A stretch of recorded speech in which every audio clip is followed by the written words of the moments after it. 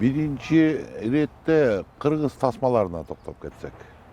Kırgız tasmalarынан men sunуштарым мага жаккан фильмдерден бир экөөдү айта турган болсок, бул албетте Бакайдын жайыты Төлөмүш Океевдин tasmasını sunуштамакмын. Çapпагылатыңар, сордон табалатыңар. Ашуда көчкү жүрүп атат. Абайлап бастыргыла.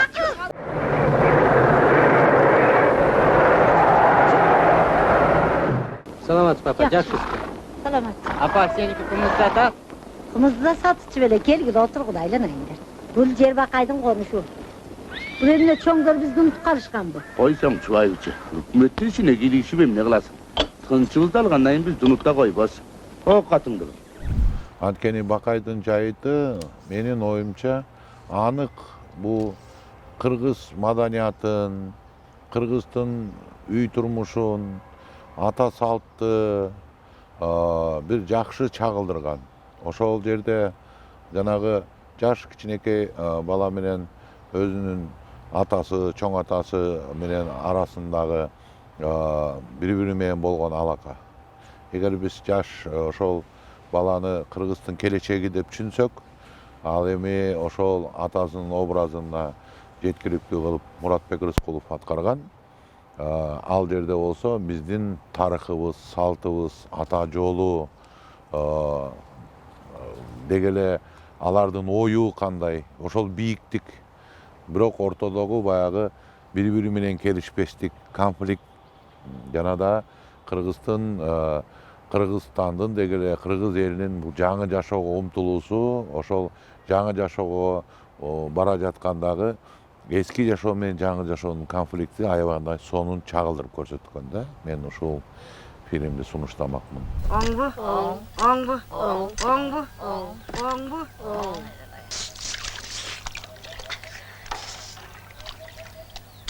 Мондай бужураттым эле. Месса.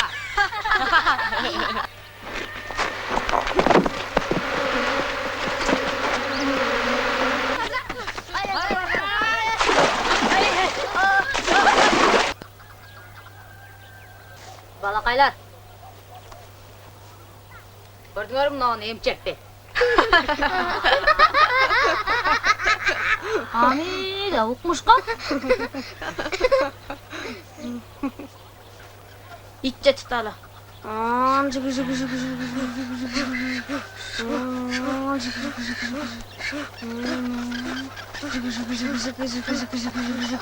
Мына Актан Арым Кубаттын Беш кемпир tasması.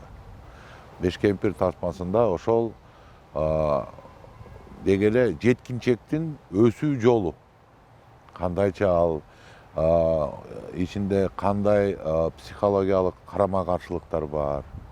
Кандайча ал өзүнүн турмуш жолунда эмнеге кейит, эмнеге сүйүнөт, эң негизиси кандайдыр бир баскан жолдордон кийин, кыйынчылыктардан кийин эмнени түшүнөт.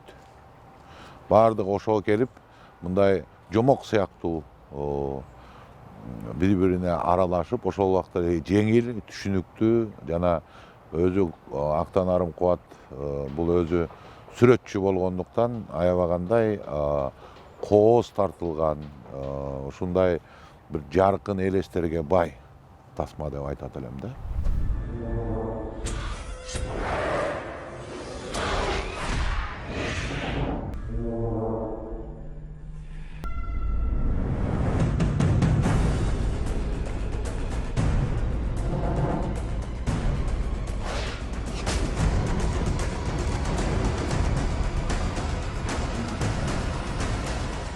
Эми дүйнөлүк кинематографты алганда бул жерде менин көңүлүмө жакканы Мел Гибсондун Апокалипсис деген киносу бар. Анын негизги аты Апокалипто өзү чынында. Бул баягы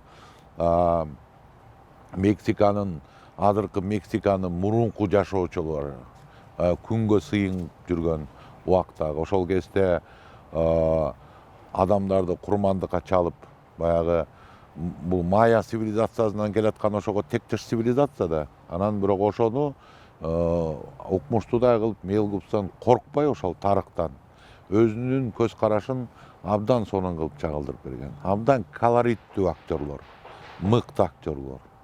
Ал жерде дүйнөгө белгилүү деген актерлорго да басым жасаган эмес Мел Гибсон. Ал жерде керек болсо бул фильм англисчеде тартылган эмес. Ошол тилди кайта реконструкция кылганга аракет кылып, бир баары түшүнбөгөн, англичандар да түшүнбөгөн, эч ким түшүнбөгөн тилде тартылганы менен, бирок бул фильм тарыхый фильмдерди кантип тартуу керек дегендин бир өзүнчө бир сабак болуп бере ала турган фильм деп ойлойм да. Албетте ал жерде сүйүү, ал жерде өзүнүн мекенин, өзүнүн уруулаштарын, өзүнүн үй бүлөсүн сактоо болгон үчүн далалат, жана дагы ошол Америка, мындайча айтканда, кенен чалкып жаткан, эч али цивилизация кире элек Америкага өзүнүн маданияты, өзүнүн цивилизациясы менен жашап жаткан Америка калкына ошол Христофор Колумбдун биринчи буту баскан учурдагы нерсе тартылганда, учурдагы мезгил тартылган. Ошол цивилизация, ошол маданият өзүнүн туура эмес жолдо барып, бирок ошол кулай турган маалына жетип калганын ушул Христофор Колумбдун келгени менен жакшы сүрөттөлгөн да.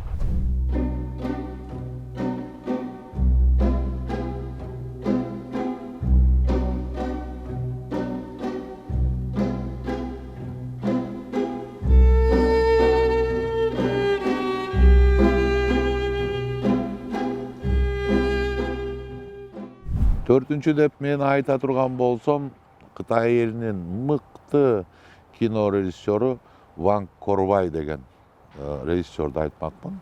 Анын бир дүйнөгө атагы чыккан, далайлаган чоң сыйлыктарга ээ болгон, бирок сыйлык менин оюмча эң негизги эмес. Бул жерде орусчасы любовный настроение деп аталат. Кыргызчага которсок мүмкүн бул сүйүү, көңүлүү болобу, кандай болуп которулат, мен айта албайм. Бирок ошол жерде легендага айтканга караганда, Ван Кор-вай бул кинону бир музыканы угуп туруп, анан ошол музыкага ылайыкталып жасашкан дейт да.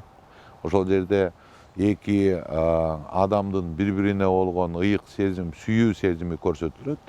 Жана дагы ошол аябагандай костюмер сүрөтчү укмуш иштегенден кийин жанагы аял затынын ушул кийинген кийимдери, алардын бири-бирине болгон аракети, жана ал жерде дагы сүрөтчүлүк абдан бекем болгондо, ар бир кадрын ушу карап отургум келген тасмада. Жана ошол ыйык сезимди кандай алып жүрүү керек, ошол ыйык сезимди кантип апестеш керек, сакташ керек, кантип ага абай болуш керек дегендин бир үлгүсү көрсөтүлгөн. Пай! Карал элден калыңсыз калыңды издеп жүрмүз де. Онда жолдарың болгон экен. Көр аны. Каптап бара жаткан көп каралы жесирди. Таңдай берши мен. Алдияр, каралат каралы жесир каптап келе жатса жеңгендеги тапканың осма. Жеңген ел, сен осындай күйгө ұшырасаң, жеңілгеннің күні қандай? Біреуді бүгін сен жеңіп жатсаң, ертең біреу сені жеңіп жатады. Екі момын таласта тентекке жем. Осыны ойлаған кім бар?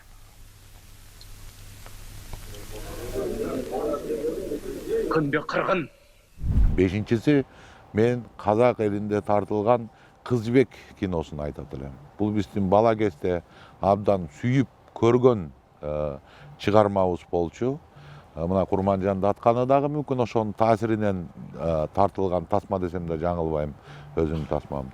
Ошол Кыз жибекти биз аябай күттүк, ушу качан телевизордон көрсөтөт деп. Ушунчалык бир керемет, ал жерде да казак элинин тарыхын, баскан жолун, жана дагы ошол багытка адамдын жеке сүйүүгө болгон мамилеси, адамдын жеке байлыкка болгон мамилеси, адамдын жеке бийликке болгон мамилеси, ошол мамилелердин карама каршылыгы, ошол жерде мисалы жанагы казак маданияты жөнүндө, домбура жөнүндө, ошол жерде абдан жаркын элес жараткан Шеге деген аты менен Төлөгөндүн досунун бир ажайып ойношу ошол картинада бизди бала кезде аябай суктантып, ушул кадимкидей биздин аң сезимибизде мындайча бекемдеп таш катамга баскандай орноп калган картина да.